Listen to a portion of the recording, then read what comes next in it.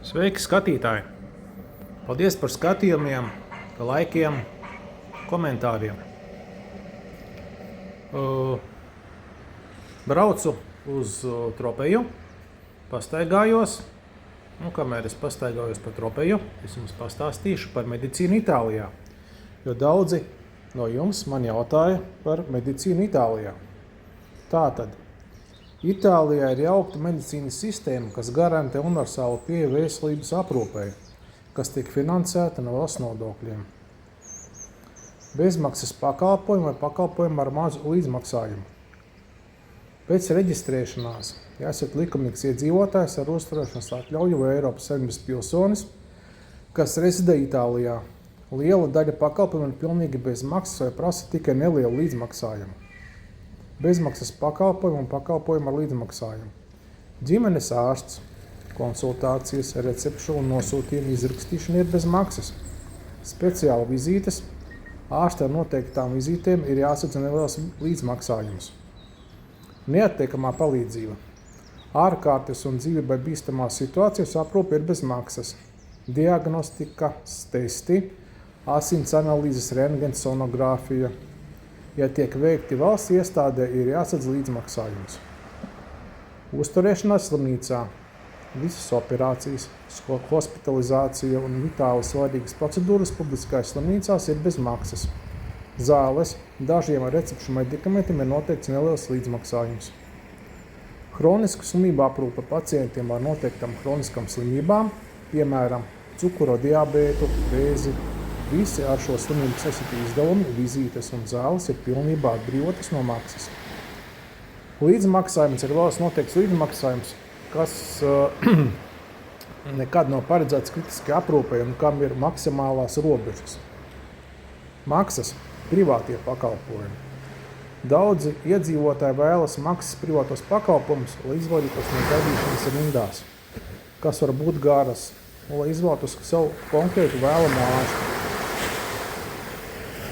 Speciālistu vizītes privāti. Cena ir daudz augstāka nekā valsts iestādes ar līdzmaksājumu. Piemēram, kardiologa vai dermatologa vizīte privāti var maksāt no 50 līdz 200 eiro un vairāk, atkarībā no ārsta reputācijas un reģiona.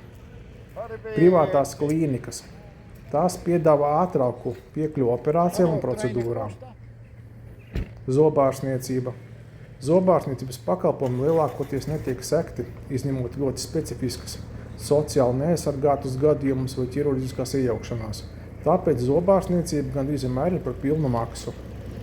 Certifikāti. Dažādi certifikāti, piemēram, sporta, autovadītāja apliecības iegūšanai ir jāmaksā, pat ja tos izsniedz ģimenes ārsts. Kā strādā veselības sistēma? Reģistrācija. Jūs reģistrēties savā vietā veselības iestādē un iegūstat veselības karti. Tesare sanitārija. Ģimenes ārsta izvēle. Jums tiek piešķirts savs ģimenes ārsts. Ceļš pie speciālistiem. Vispirms visās nesteidzamās situācijās jādodas pie ģimenes ārsta. Viņš ir tas, kurš izraksta nosūtījumus uz speciālistu vizītēm un izmeklējumiem veselības sistēmā. Secinājums. Valsts veselības sistēma nodrošina augstu pamata veselības aprūpes līmeni, garantējot, ka neviens netiek atstāts bez palīdzības kritiskās situācijās. Privāta veselības sistēma pastāv paralēli, piedāvājot ātrāku piekļuvi speciālistiem par maksu. Principā par Itālijas aprūpes sistēmu īsumā tas būtu viss. Kā es jau teicu, ir bezmaksas medicīna un ir maksas medicīna. Un bezmaksas medicīna ir ar nelielu līdzmaksājumu, bet mīnus ir tas, ka var būt jāgaida uz kaut kādām manipulācijām, rentgeniem un sonogrāfiem ilgāku laiku.